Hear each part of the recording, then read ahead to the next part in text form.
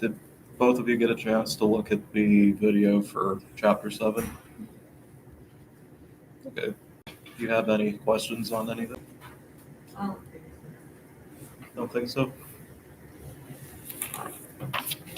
Okay. Well, we can do one of two things then. So I have the review printed out for the next exam, which is going to be on Thursday next week, which will be Chapter 6 and 7. But a lot of like the mean, median, mode, range type things, standard deviation, a little bit of Chebyshev's theorem, and then a lot of the Chapter 7 things like probability and that sort of thing. So I can give you the review now if you'd like to look over it, and I can answer any questions that you have. Or I could save this for Tuesday then, and we can start the next chapter tonight. if we do that now, Whichever one you don't pick. So we would just start the next chapter then. I'd say notes. You'd say notes? I think I'd rather do that Tuesday so that you can go with Okay, I forget. that works for me.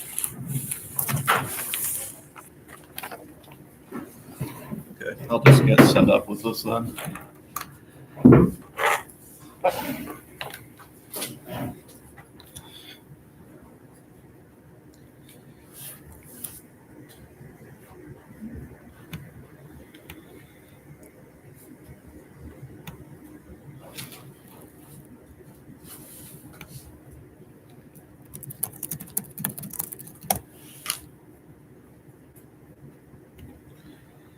Okay, might need a minute or so to set up.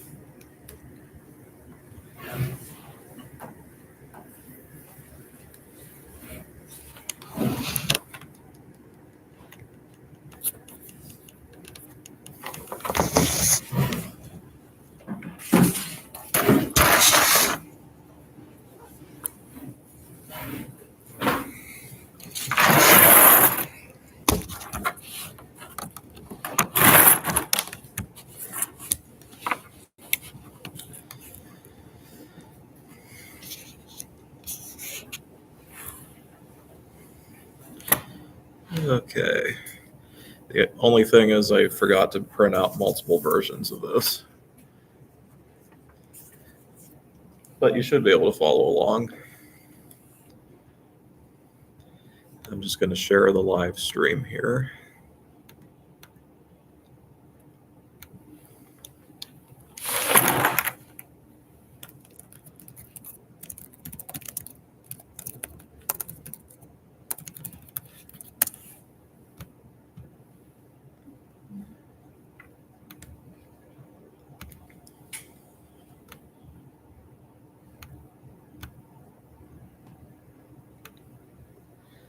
Okay, so we're going to go to chapter 12 tonight,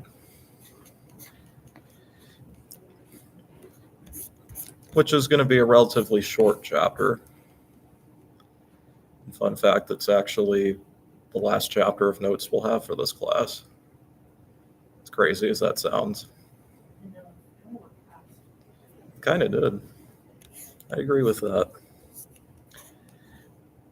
But essentially, this chapter is going to focus on how math and politics play with each other, particularly voting. So elections of different kinds, being able to pick winners, determining how you can pick a winner, That's the kind of thing we're going to be looking at. So the question, does the majority always rule? You'd like to think so, but we'll see if that actually happens or not.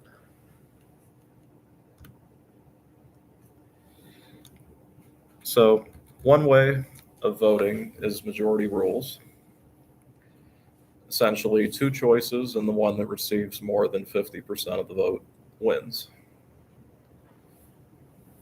Every vote has the same weight as another vote. Symmetry between the candidates. So in other words, equal chances of picking one over the other.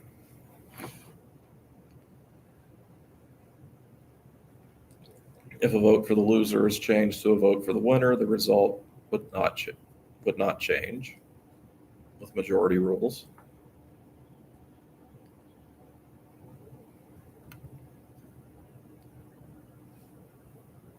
We'll just do a quick example here. You both like ice cream? Okay. If you had to pick between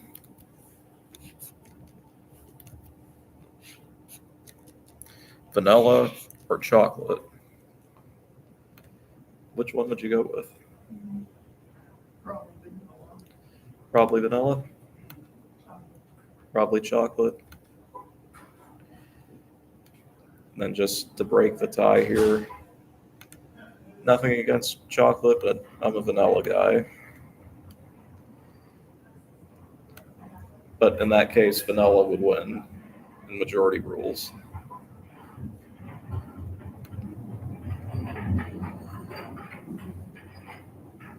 But there could be some variation. Supermajority is another type of thing that can occur. So instead of getting more than 50% of the vote, it could be a higher number. So say you need 60% or 75% of the vote.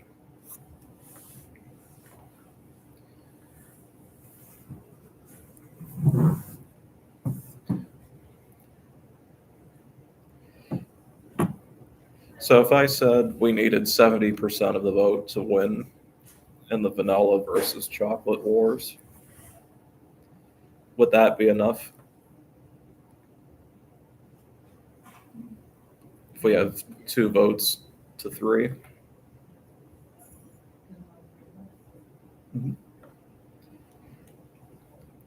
Like what percent is 2 out of 3?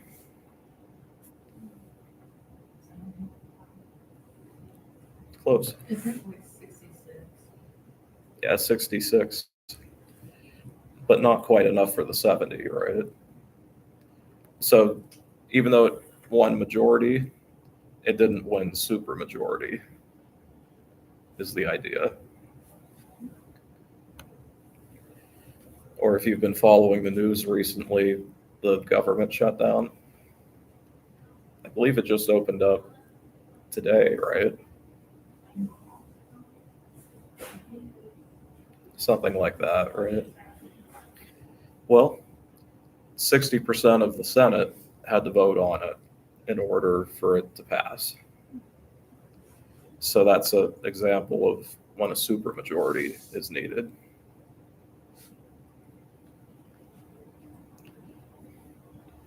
But this leads into US elections for president, popular vote versus electoral votes. You know what the electoral college is? Not really? Okay. Essentially, when it comes time to pick a president, everyone votes and they count the votes like they normally would. But essentially, each state has so many votes in this electoral college. And for example, say in Pennsylvania,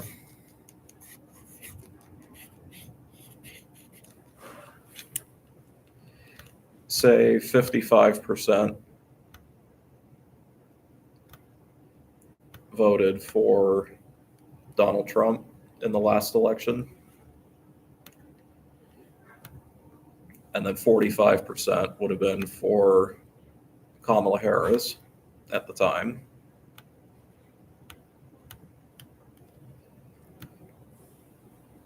Pennsylvania, I believe, has about 20 electoral votes.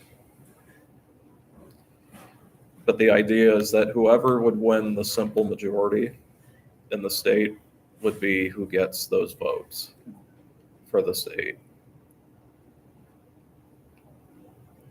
The idea is that once a president gets 270 votes in this electoral college, that's enough for them to actually become president. So it's basically taking the 300 million plus people that live in the US over here and paring it down to about 500 and some votes.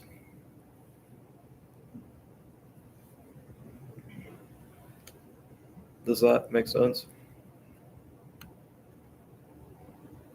Okay, let me just see if I have any questions online. Okay, doesn't look like it.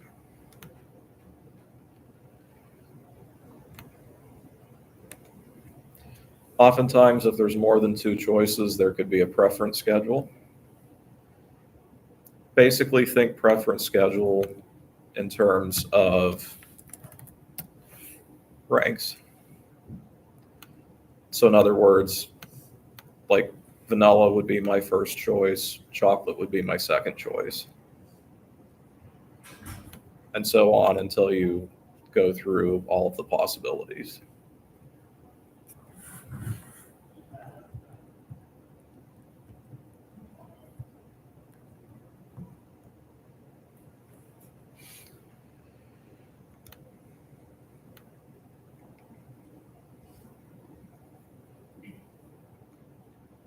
But there's 5 methods of deciding a winner with 3 or more choices.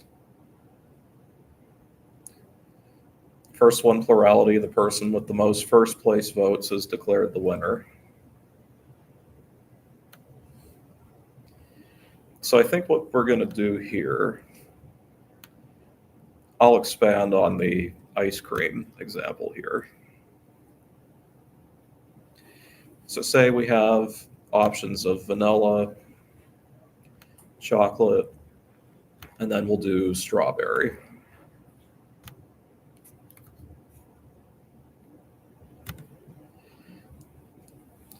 To make a preference schedule, it's essentially going to be a table that you're going to make. And say vanilla is our first choice, chocolate is second, strawberry third.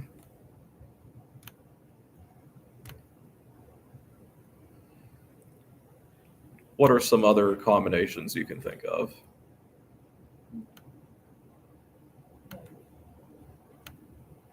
1, 2, 3 combination. Yeah. Chocolate first, strawberry second, vanilla third. Okay, so chocolate first, strawberry second, vanilla third. That's another possibility. What else could we have? You can have vanilla second,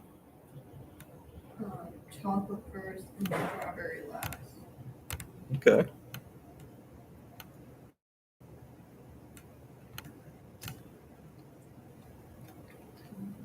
Then just for fun here, any other combinations?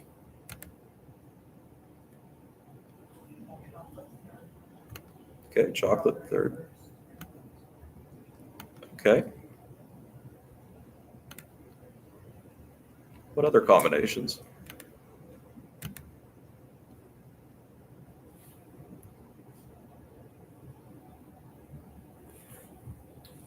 You can have vanilla third, chocolate first, and strawberry second. Okay.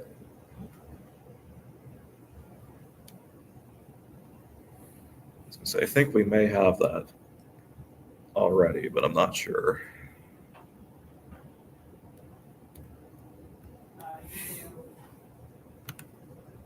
You do strawberry first, chocolate second, vanilla third, chocolate third. Yep, so we didn't have that one. And then there's one more combination.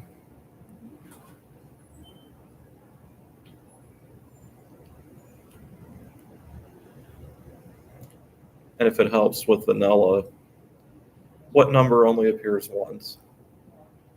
1. So, 3, 2. 1, 3, 2. Yep.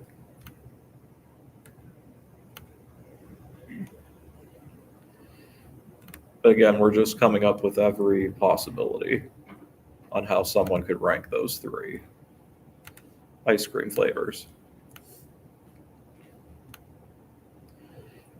And essentially what we would do over here, this last column, think of it as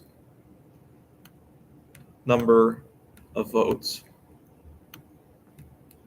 or number of people that voted this way.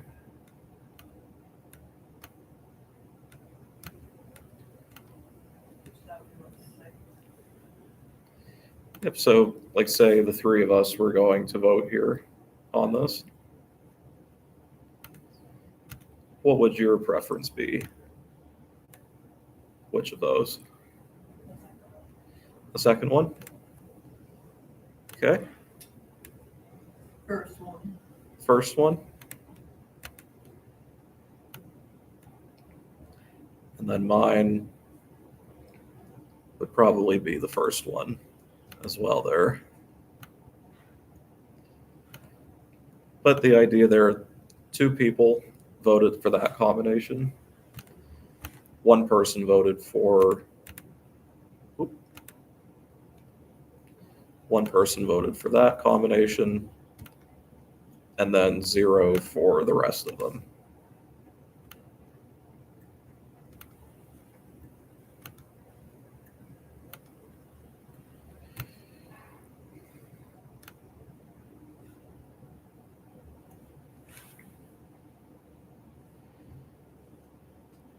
We'll use this here for each of these methods. So plurality, the one with the most first place votes is declared the winner. So which of those had the most first place votes? The first one. And it was what flavor that had first place? Yep, vanilla.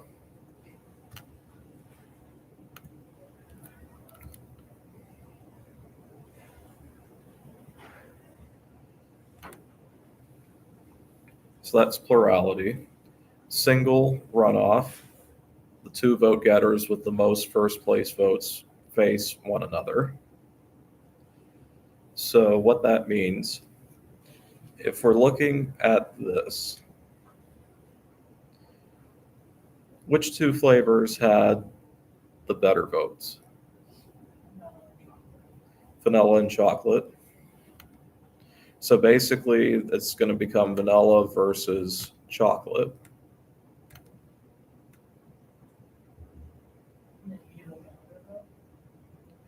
Yep. So then what happens here, instead of like going through the voting again here, the 2 people that were in this combination preferred which of the 2? Vanilla. And then this combination, they preferred chocolate.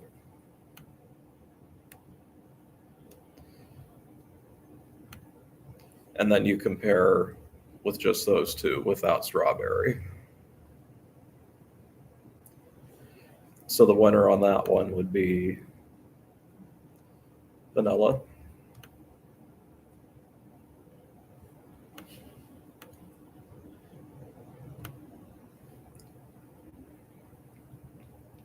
Any questions on single runoff?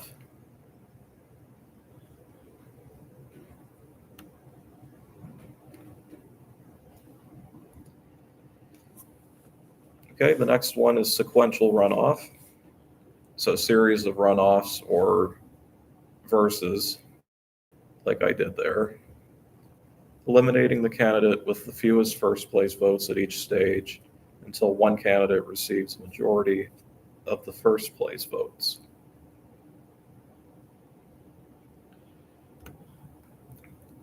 So it probably would have helped if we had more than 3 choices here for that. But essentially what you would do, you would just pair every possible combination of 2 together and see which one wins the most. So vanilla versus chocolate, or say vanilla versus strawberry.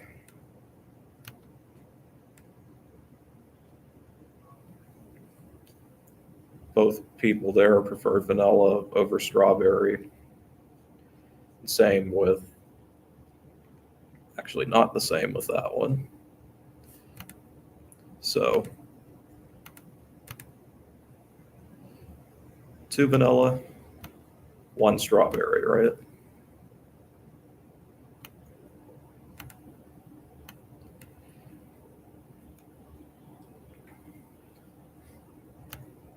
And then which other one would you have to do? Strawberry and chocolate.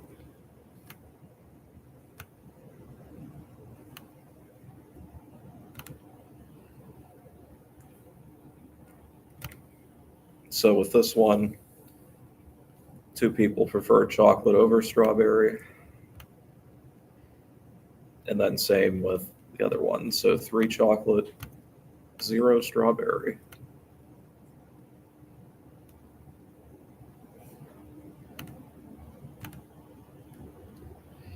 So chocolate would win this one. Vanilla wins that one. And vanilla wins that one. So then because vanilla wins more than there, it would win sequential runoff.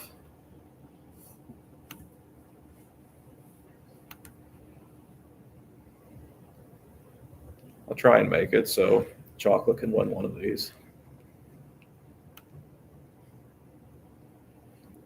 Usually if we had more votes, there'd be more of a variety though, is the idea.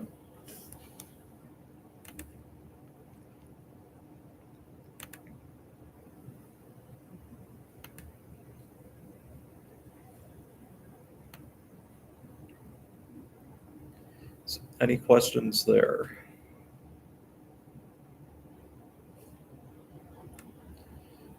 Okay. So point system is the next one, awarded based on their rank. So this would be something like a first place vote gets 3 points, second place 2 points, third place 1 point. And then you just add up all of the points.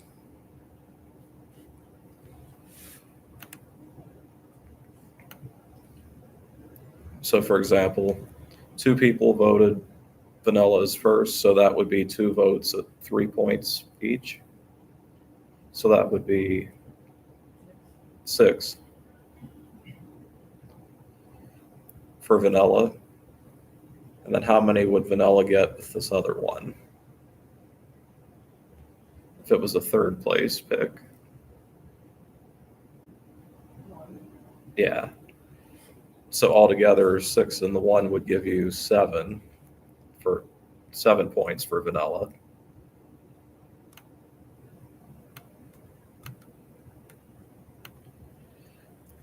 If we do chocolate here, 2 votes in second place, which would be 4, and then 1 vote for first place.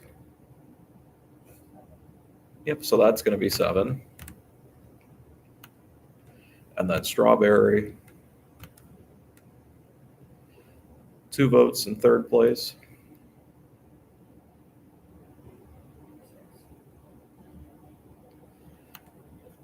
Close. So, because a third place vote would be, yeah, so you're good. Yeah, so 2 points there. And then if we have a second place vote, so 4.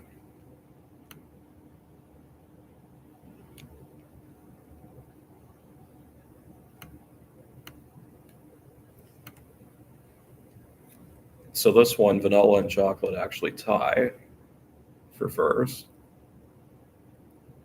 Then what do you do then? So what we would do then, we would probably just leave it as a tie. Or what we would have to do if we wanted to break the tie, you would have to either get more votes or you would have to go to one of these other methods.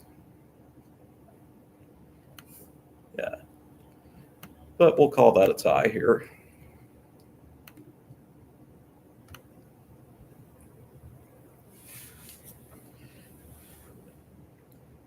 Any questions on that one?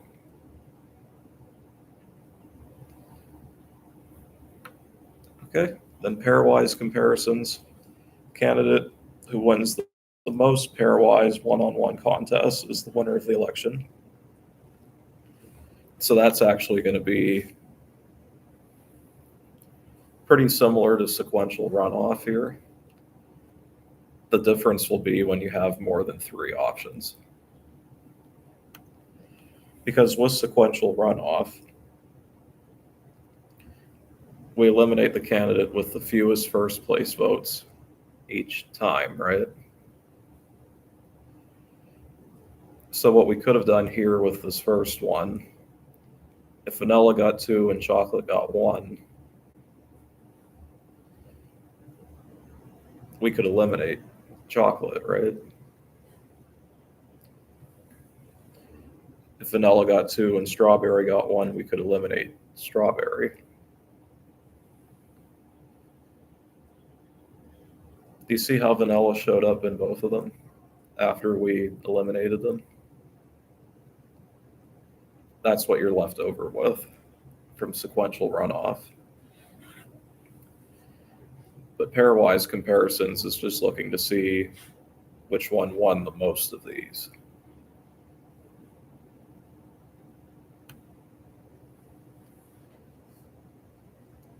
Any questions on that idea?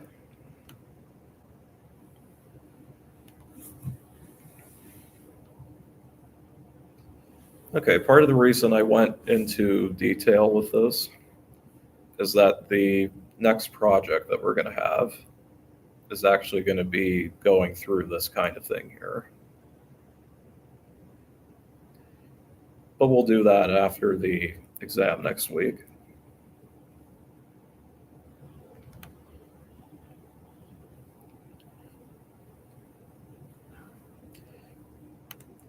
But just going on to some more information here. When choosing which of the 5 methods to use, the Condorcet paradox, through pairwise comparisons, it's possible that there is no winner from it. A beats B, B beats C, C beats A. It just kind of creates a loop. So when that happens, you can't really tell who the winner is going to be. As you can see, the point system can produce a different winner than the majority method. In the case of our example, it actually caused a tie instead of a winner, right? And depending on how many votes you have, it's possible that all these methods could produce a different winner. So all 5 of them leading to different results.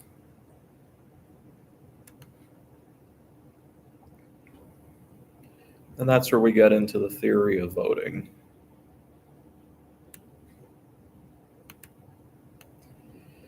Basically, however you choose to decide who wins an election, the idea is that your method should be fair to all the candidates.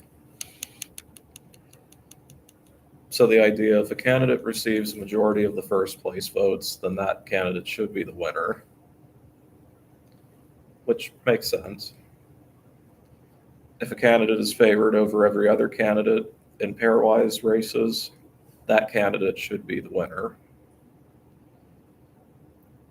So if you kept pairing up 2 different things together and one consistently wins, then that should be the winner.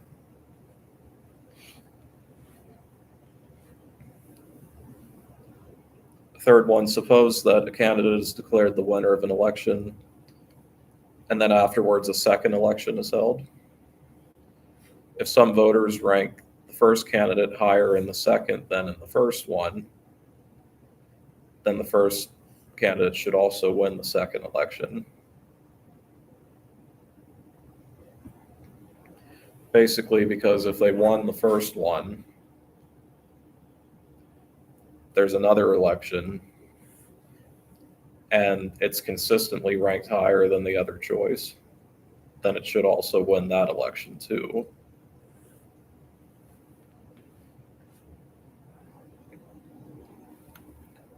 And then, same thing, if voters don't change their preferences, but one or more of the losing candidates drops out, then that same candidate should still also win the election.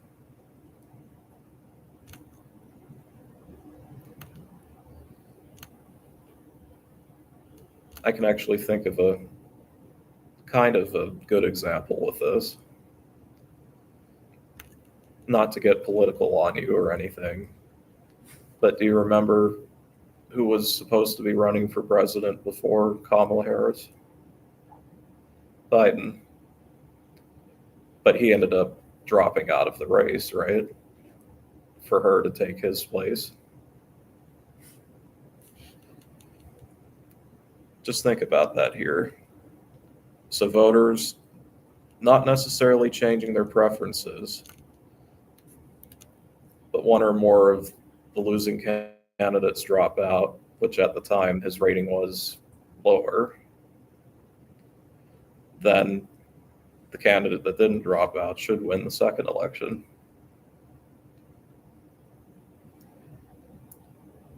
Does that seem like a little bit of current events kind of thing?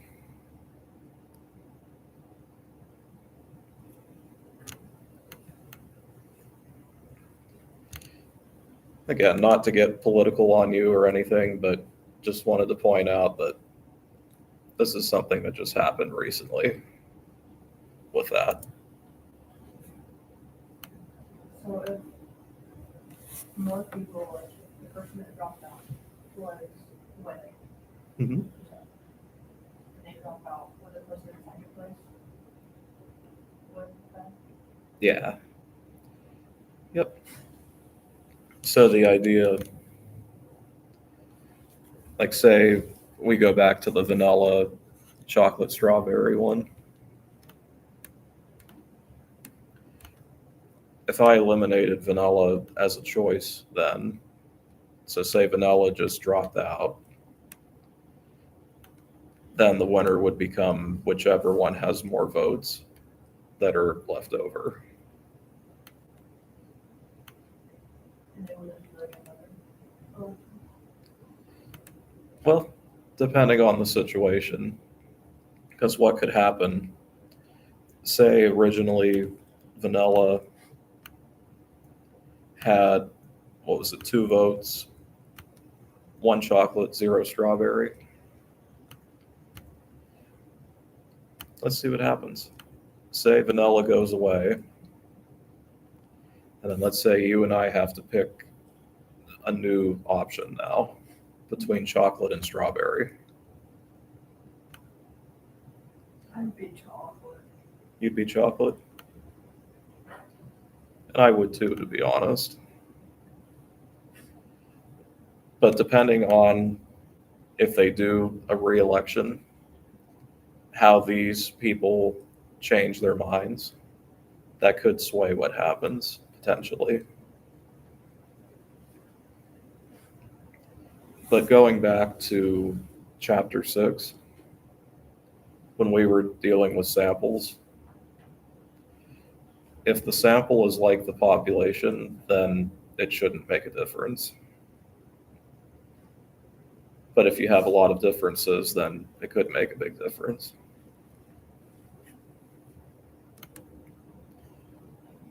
Does that make sense? Okay. Let me just make sure I'm not missing anything.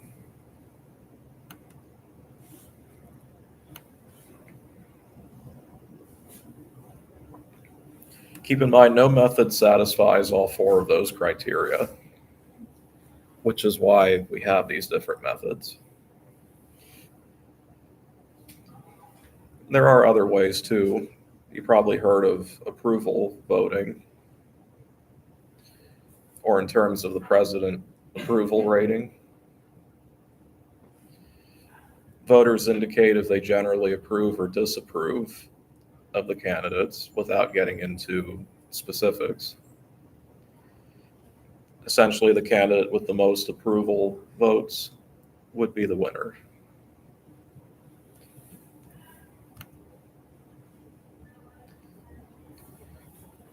But it can result in a winner that was not the first choice of the majority, though.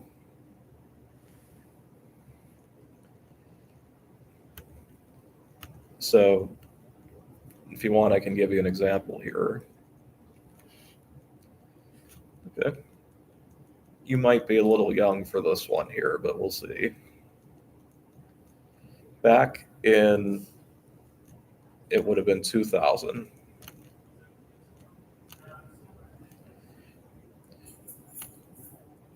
It was the election with George Bush, if you remember him.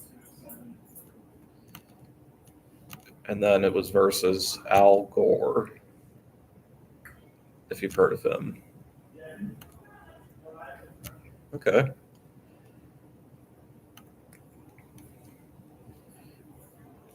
To make a long story short with this one, it was a very, very close election, to the point where they actually had to recount multiple times.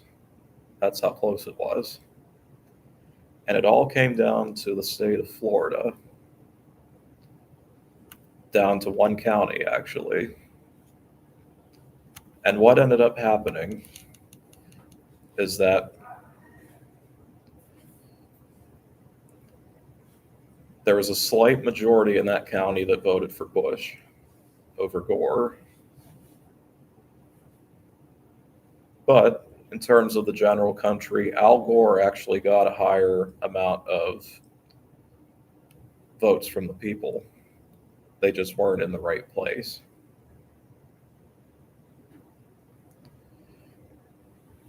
So you know how I was saying about the Electoral College?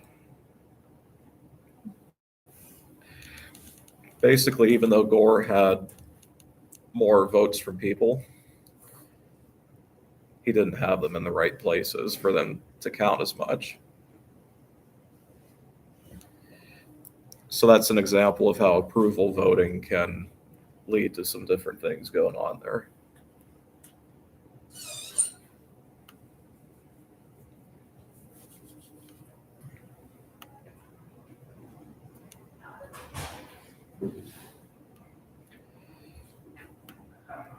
So this can lead to different things with the House of Representatives and the Senate.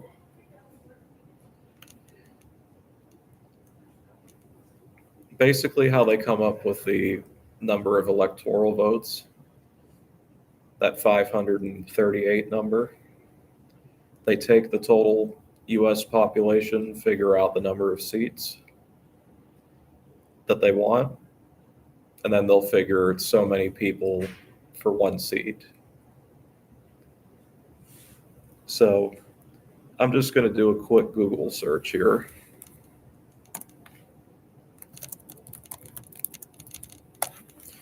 US population 2025 is a little over 342 million.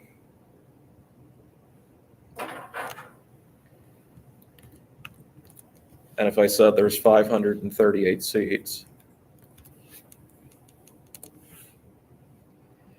means it would take about 635,751 people to get a seat on the Electoral College.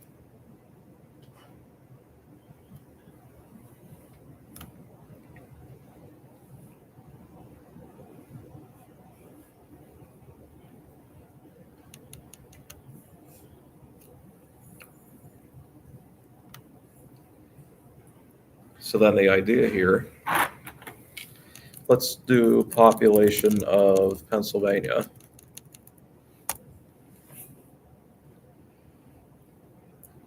13,139,800.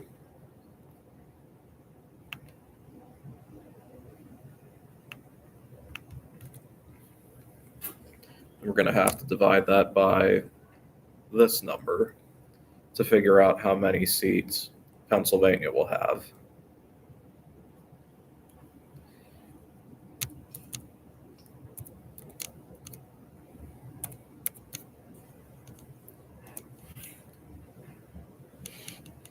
So about 20.67 seats, or somewhere around 20 or 21.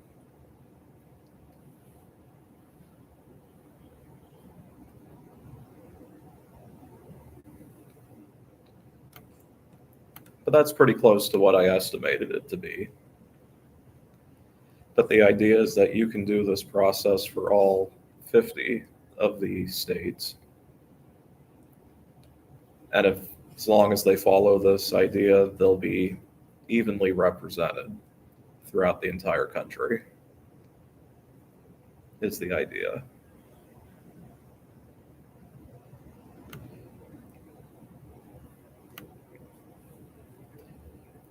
Basically, the idea here, the larger states that have more people should have more of a say than, say, smaller states that don't have as many people.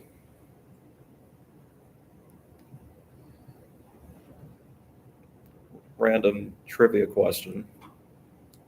Do you know the least populous state in the US? I don't think so.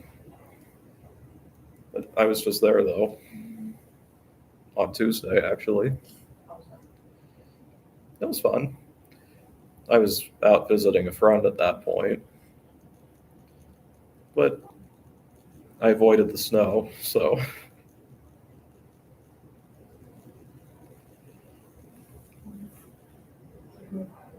Rhode Island, it's the smallest in size. This one might shock you.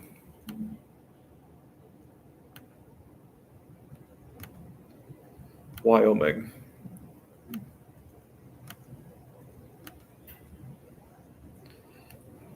Because on a map it looks very big, right? Actually only has about 500,000 people that live there. So I think last I checked, they only have 1 or 2 seats for the whole state.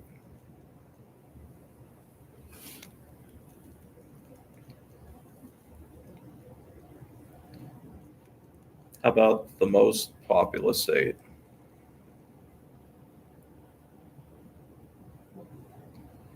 Good guess. I think that's 2, actually. Texas. I think that one's 3. But also a good guess. Think West Coast. California. Yeah. Yep, California has the most. And last I looked, I think they have 55 seats. So I think they have around 40 or 50 million people in the state.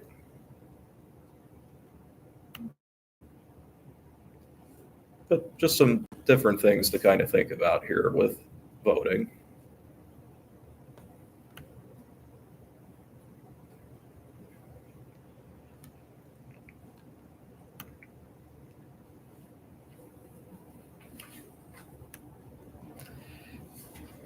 But the idea with all this, like breaking down the population into smaller sizes, is that we have this remaining amount that makes it kind of tricky on what to do with it.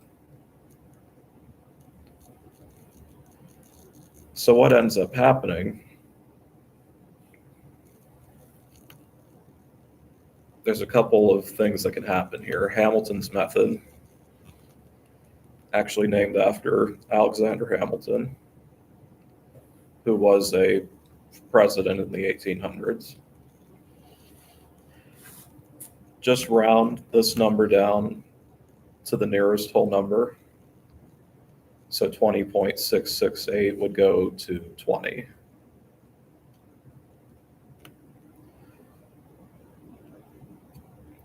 and assign that number of seats to the state.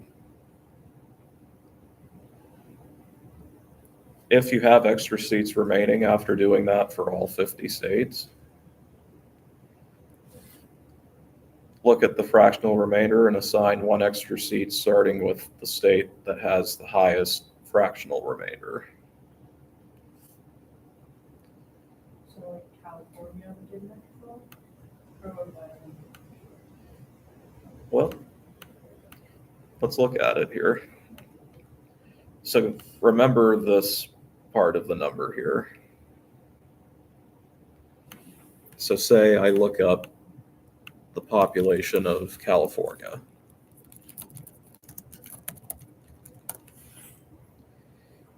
$39,529,000.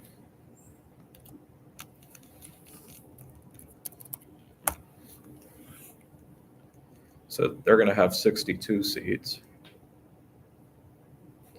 The remainder is the 0.176 number. Pennsylvania was what, 0.668? Is that higher or lower? California? What- Lower than Pennsylvania? Yeah, in terms of the remainder. So because Pennsylvania has a higher remainder left over, they're going to get a seat before California will, is the idea.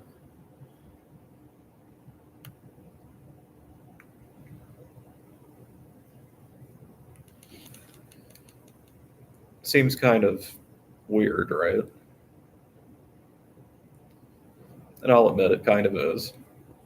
It can lead to some different things that can happen.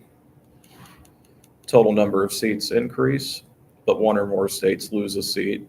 That's the Alabama paradox. So for example, Alabama actually lost a seat because of that process. Population paradox.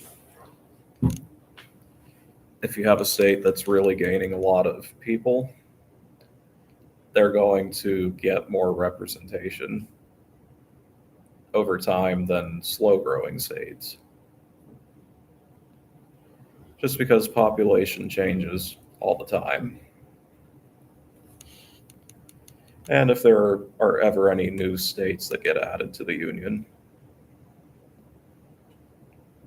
hasn't really been an issue for a long while. The last state would have been Hawaii that was added back in 1959, I believe. So assuming President Trump doesn't try to make Canada the next state or anything like that, we shouldn't have to worry about that being an issue. But if it ever did happen, or say you got Greenland or something like that, that's another issue that can happen.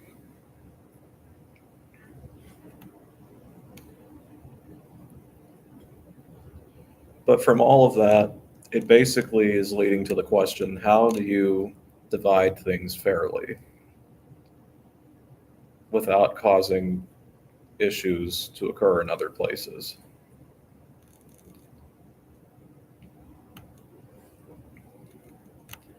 And this is something that people still debate about and argue about today, actually. Haven't really found a good answer.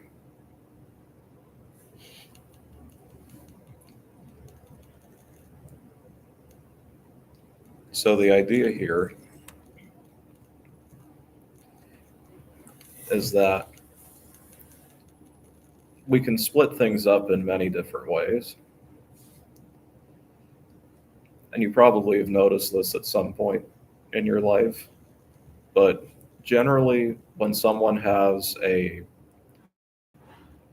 interest in something, they might have a conflict of interest, for example. Do you think people would try to stay impartial, or do you think they would try to manipulate it a little bit to help themselves if given the opportunity? probably would want to help themselves, right? And this is when people start to get into trouble in politics. There's something called gerrymandering, and it's basically politicians get together for lunch Sunday or wherever they go, and they just pull out a map of the United States or whatever they're looking at for voting. Because the idea, say we have this map here.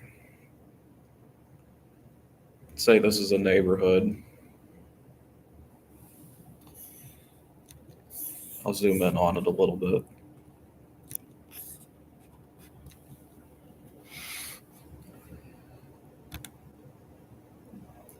And basically what these politicians will do, they'll ask the question, how can we draw districts so that each district has 8 voters?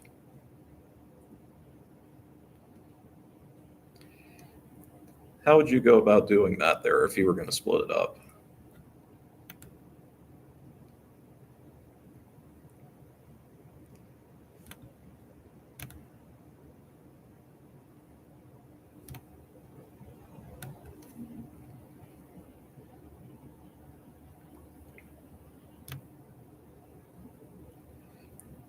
Like, how would you draw a group of 8 in there?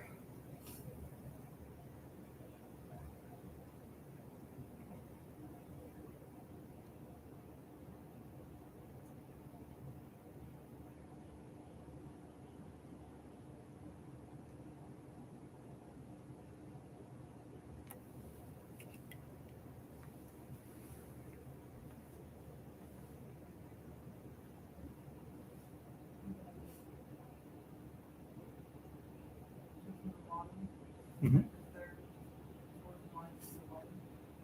So that one is one below. But, no. Yeah.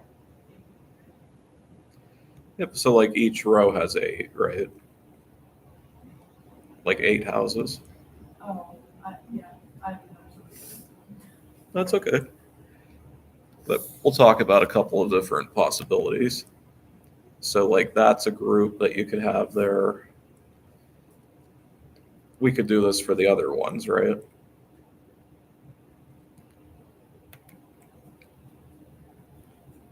So on and so forth, to split it into 8 groups.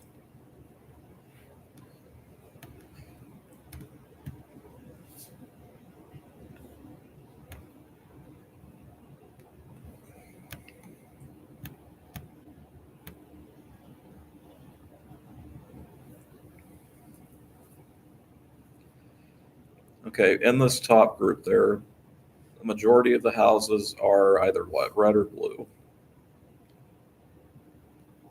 Right. Okay, red. Next one would be red. Third one, red. Fourth one, Right. fifth one, red. Sixth one, blue, blue, and blue. So if each row had 1 vote there, red would win, is the idea. But this doesn't have to be how we split it up, though. How else could we split it? Up and down. So say we do that.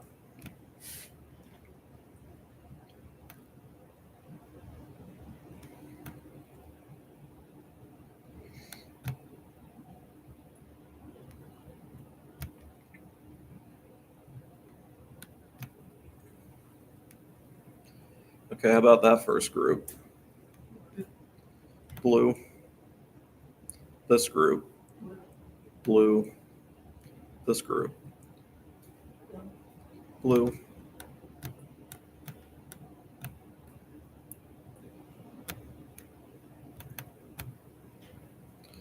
Next group, blue. Next group, blue, Red. red, Red. red, and red.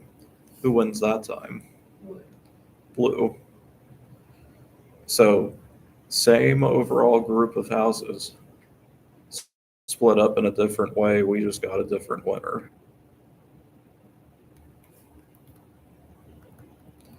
How else could we split it up?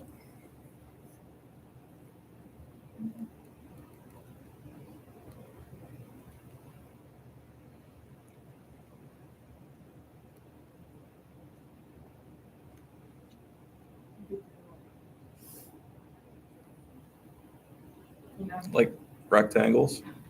You could do that. So you could do things like this.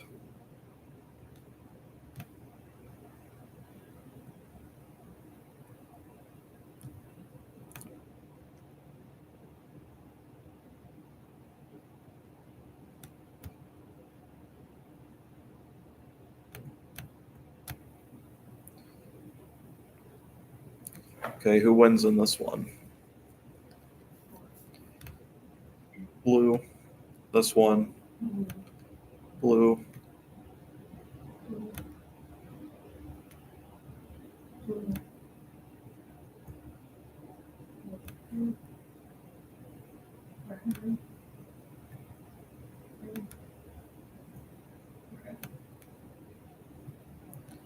Who wins?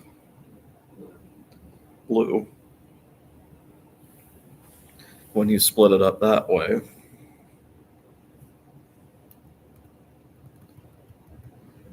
But it doesn't even have to be that way either. Here's something to think about. Say I apply this to the current Senate. The current Senate has a slight lead in terms of Republicans right now. Now, these Republicans in the Senate, they'll go to lunch somewhere, they'll meet up, and they're going to go, how can we draw the maps here in a way where we can get the most number of votes? Or what they're going to look at is their opponents would be the Democrats, right? How can we keep the Democratic votes in the least number of districts possible, is what they're looking at. So what they might do to propose redistricting, what if they did something like this?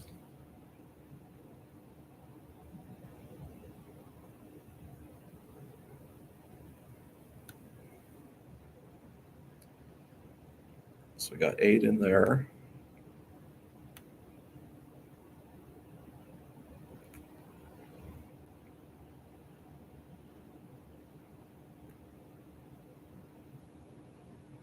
We got 8 in that one, right?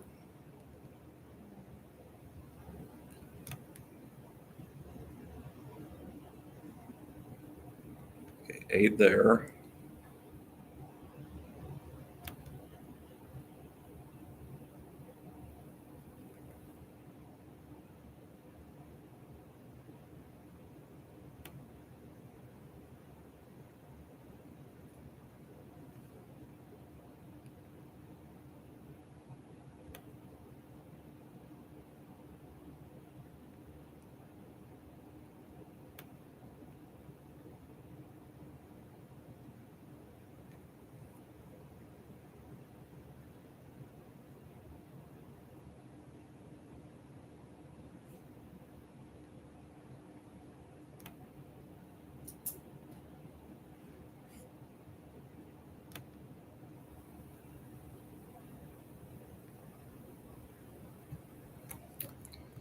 I just realized one of these have 9. That one there? Okay, let's fix that.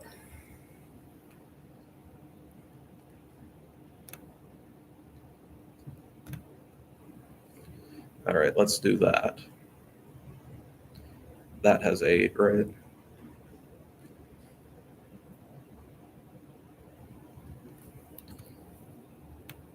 Or I could even do this. Still 8. Say we do the 8 there.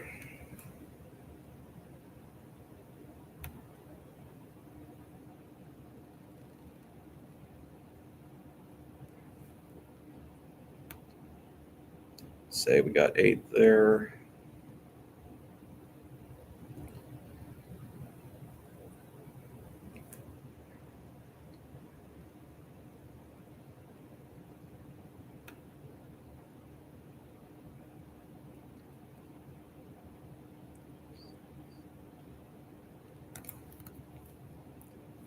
Let's get a little creative here.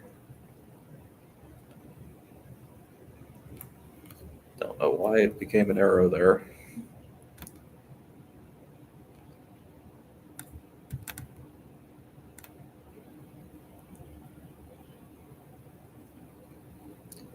Eight there.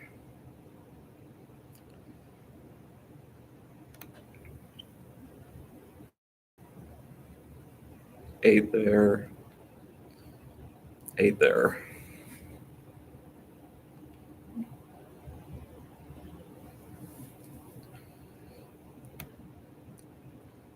So what do you think of that? Why are they allowed to decide that? Why are they allowed to decide? It's a good question. Essentially, populations change over time, and they only do this every so often, but it's usually tied in with the census. That's usually done about every 10 years or so. But the idea, 10 years from now, Du Bois, for example, might look very different in terms of who's living here than it is now. But every so often they'll update it to account for that.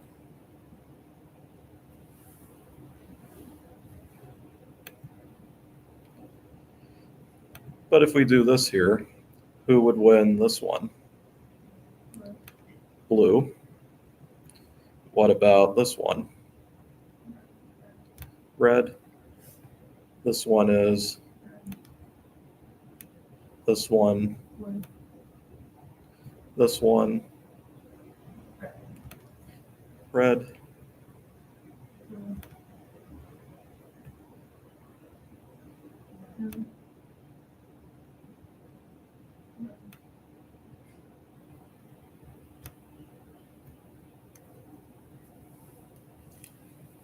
Who wins?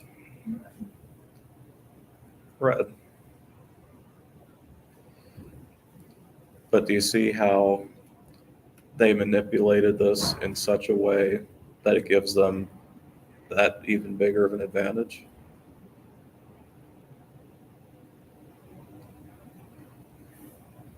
The idea, there was a guy back in the day by the name of Jerry or Gary that got in trouble for doing this kind of thing here on the maps. Have you ever looked at a state map and wondered why does it look like this? Like, I'll show you what I mean here.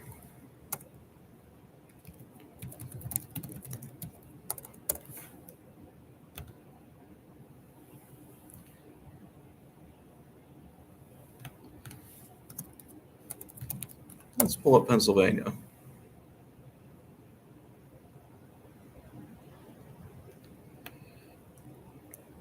Have you ever looked at a map of Pennsylvania and go, why are the boundaries these weird shapes there? It's actually the work of politicians trying to maximize their political advantage.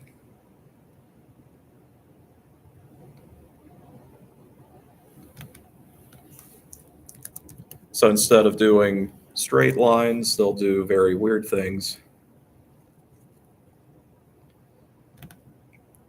Like here's a good one in Wisconsin.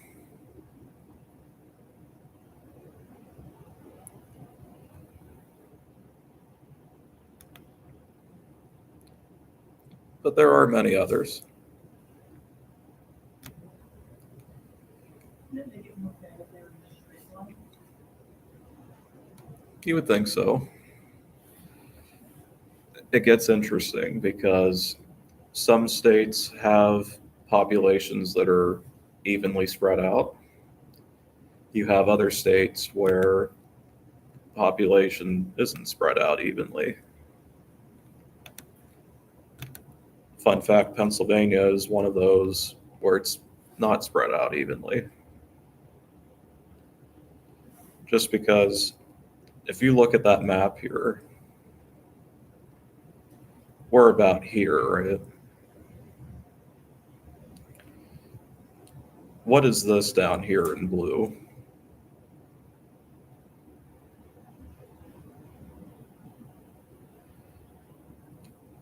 Or what do you think it would be?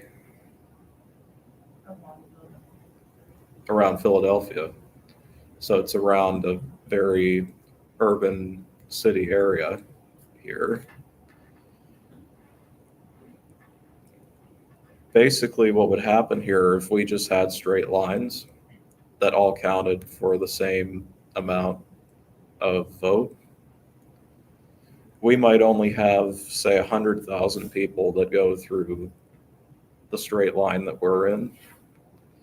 Philadelphia might have 2 million people there. So 2 million votes would count the same as 100,000 votes here. Or our votes would be 20 times as powerful as theirs, in a way. So that's like it. Pretty much, yeah. Because the idea is that that little amount of space there in blue, even though it doesn't look like much on a map, it has the same number of people that say this amount of space has, Okay. or that amount of space. So basically, each of those blocks there are, say, 1 million people. It's just how spread out they are.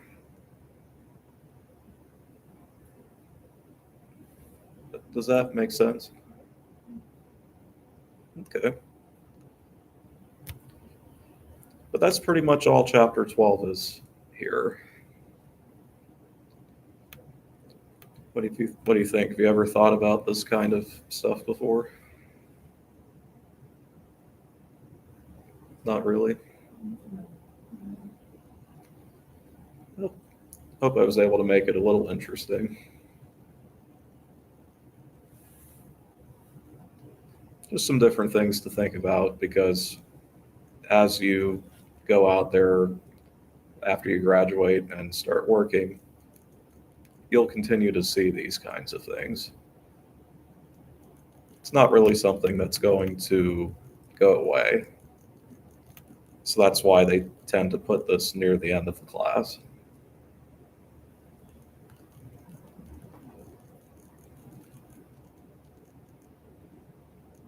But with that in mind, that takes care of chapter 12. So what we'll do then, we'll review for the exam on Tuesday. So that is going to be Thursday. Actually, I'm just going to pull up the general calendar.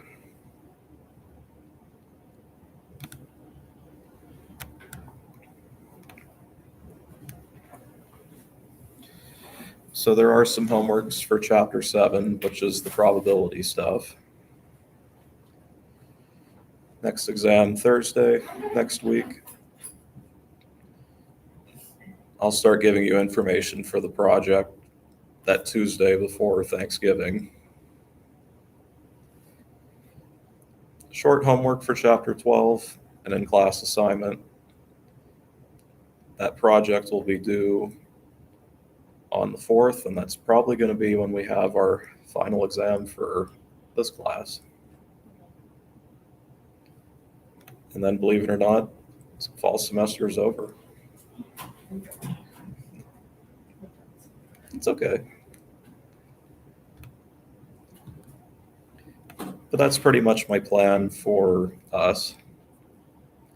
For those of you that are in the online section,